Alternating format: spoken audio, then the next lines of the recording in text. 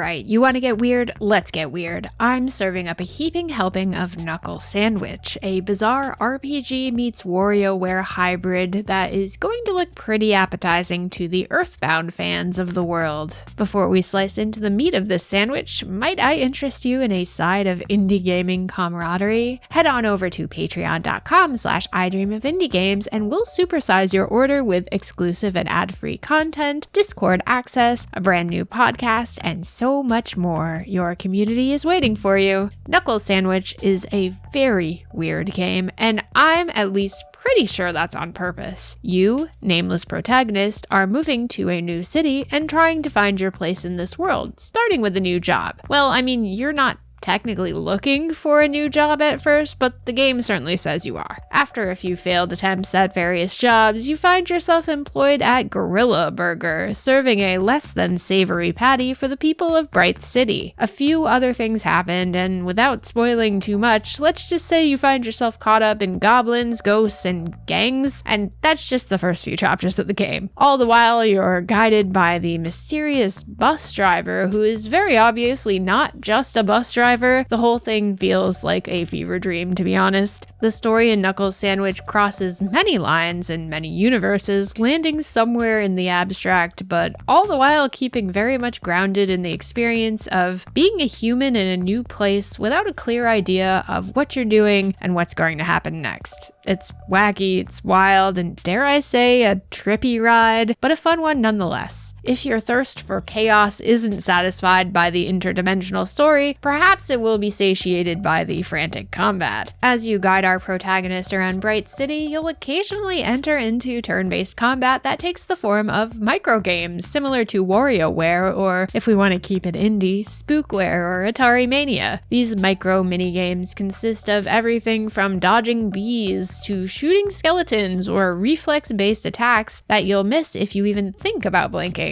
It's a super creative concept that felt a little like Undertale's battle system, but cranked up to 11 and paired with a hallucinogenic of some kind. Could be a me problem, but to me, this combat felt a bit unbalanced and surprisingly challenging. Some microgames were a breeze to ace, while others I could never quite get the hang of. I would feel like I was getting better at the gameplay just in time for a new microgame to be introduced and totally decimate my confidence once again. It made each battle feel like an uphill battle. It didn't help that your inventory is quite limited, and while you could store some items at your home base, my pockets were constantly filling up and I had to discard perfectly good items just to pick up the newest, shiniest prize I found or purchased, and once you put an item down, there's no picking it up again. Your character can equip items like kitchen knives or brooms, but these equipped items are still counted in the inventory, limiting things further. The game gives you the option to run from battle, but throughout my entire playthrough, I was never once able to successfully execute this. Other attacks included specials, which you collect via equipable CD-ROMs, which is a fun concept, but I didn't find many of these skills particularly helpful during combat. In the interest of full disclosure, I've never been great at microgames. My brain is fairly competent at strategy and can solve the occasional puzzle, which this game does have, but if you add speed to the mix, I'm probably going to have to tap out. Lucky for me, and for you, at least as far as the sake of this review is concerned, there are a decent amount of settings that can be toggled on or off to make the game easier. If you're concerned about your health being depleted after a battle, you can turn on an auto heal that will rejuvenate your HP after each fight. If you don't think you have the cat-like reflexes and mental wherewithal to properly wallop your enemies, you can turn on the option to skip battles altogether,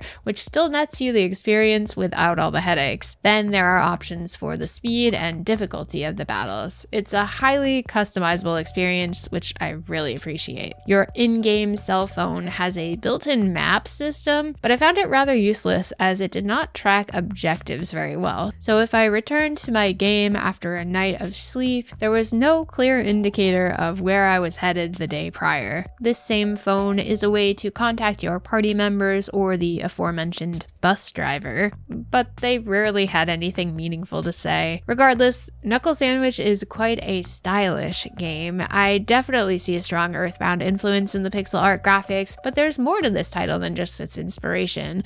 The mixed media, genre-bending, brain-melting graphics are what drew me into Knuckle Sandwich in the first place, and they certainly did not disappoint. It's one of those games that you just have to see to believe. The enemy design is so fun, even if I didn't always love fighting them, and the little touches like miniature versions of your character featured in the micro games are too cute to ignore. Music is an eclectic mix of lo-fi beats, funk, game show tunes, frantic electronica, and space.